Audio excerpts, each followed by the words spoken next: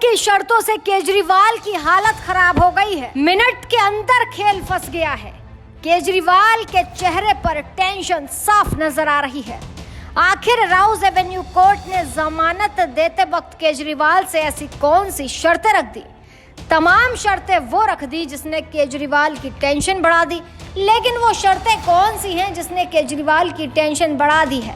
चलिए हम आपको बताते हैं इस रिपोर्ट में। आम आदमी पार्टी के कार्यकर्ता केजरीवाल की रिहाई को लेकर आतिशबाजी करते नजर आए। लेकिन बड़ी बात यह कि अपनी ही रिहाई पर क्या केजरीवाल खुश नहीं है? क्योंकि केजरीवाल की अब चिंता बढ़ गई है। कोर्ट ने केजरीवाल को ऐसी शर्तें मानने के लिए कह दिया है कि केजरीवाल के खुद होश उड़ गए हैं। माना जा रहा है कि कोर्ट की शर्तों को केजरीवाल नहीं मान पाएंगे और इसीलिए केजरीवाल बेहद परेशान नजर आ रहे हैं। दरअसल हाल ही में कोर्ट ने अरविंद केजरीवाल को बेल दे दी, जिसके बाद आम आदमी पार्टी में खुशी की लहर दिखाई दी। तो वहीं अरविंद केजरीवाल के चेहरे पर चिंता की लकीर दिखाई दी।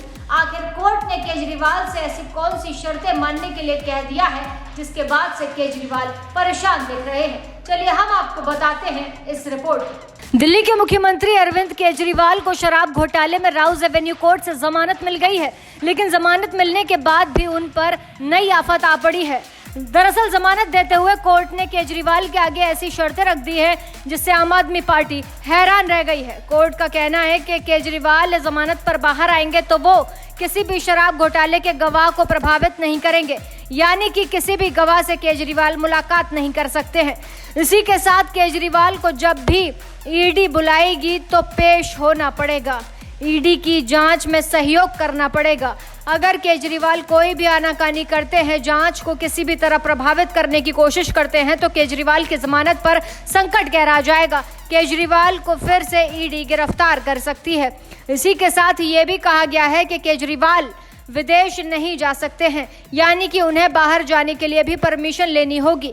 अगर एक भी नियम को केजरीवाल ने तोड़ा या फिर शराब घोटाले को लेकर कुछ भी साजिश की तो उनके खिलाफ फिर से ईडी बड़ा एक्शन ले सकती है। हालांकि ईडी पहले ही तैयारी कर रही है कि किसी तरह केजरीवाल की जमानत याचिका को रद्द करवाया जा सके, क्योंकि ईडी का कहना है कि केजरीवाल के खिलाफ शराब घोटाले में उसके पास पुख्ता सबूत है। 100 करोड़ के लेन देन को लेकर ईडी सबूतों पर खड़ी है। बातचीत भी हो चुकी है। ईडी का यह भी कहना है कि केजरीवाल ने अपने फोन का पासवर्ड जांच में नहीं बताया। कई बार ईडी ने पूछने की कोशिश की, लेकिन केजरीवाल अपने फोन का पासवर्ड देने से आनाकानी करते रहे, जिसके बाद ईडी ने चौहान के फोन को रिकवर किया है, जिसमें से कई ऐसे चैट मिले हैं जो केजरीवाल और हवाला कारोबारियों के लिंक का खुलासा कर रहे हैं। इसी के साथ साउथ लॉबी से कैसे शराब घोटाले में डील की गई, 100 करोड़ का लेन देन किया गया, इसके सबूत ईडी के पास हैं और इन्हीं सबूतों को लेकर अब ईडी हाई कोर्ट जाने की तैयारी कर रही है। और अगर हाई कोर्ट में ये सबूत रखे गए और राउज एवेन्यू कोर्ट के फैसले को देखा गया कि किस आधार पर उन्हें जमानत दी गई है और ये जमानत देना ठीक है या नहीं, और अगर हाई कोर्ट इस फैसले पर विचार करता है तो कहीं ना कहीं सबूतों के आधार पर आने वाले वक्त में केजरीवाल को झटका लग सकता है। तो ईडी तैयारी कर रही है, विचार किया जा रहा है कि कैसे केजरीवाल को जेल से बाहर ना निकलने दिया जाए और केजरीवाल की जमानत पर रोक लगवाई जाए, क्योंकि ईडी नहीं चाहती कि किसी तरह शराब घोटाले में जांच प्रभावित हो। क्योंकि केजरीवाल, मनीष सिसोदिया, विजय नायर, तमाम ऐसे बड़े चेहरे जो अभी शराब घोटाले में जेल के अंदर हैं, वो जांच को किसी न किसी तरीके से प्रभावित कर सकते हैं। और अगर जांच प्रभावित हुई तो शराब घोटाला सामने नहीं आ पाएगा, क्योंकि केजरीवाल को ईडी ने अपनी चार्जशीट में शराब घोटाले का मुख्य आरोपी बताया था।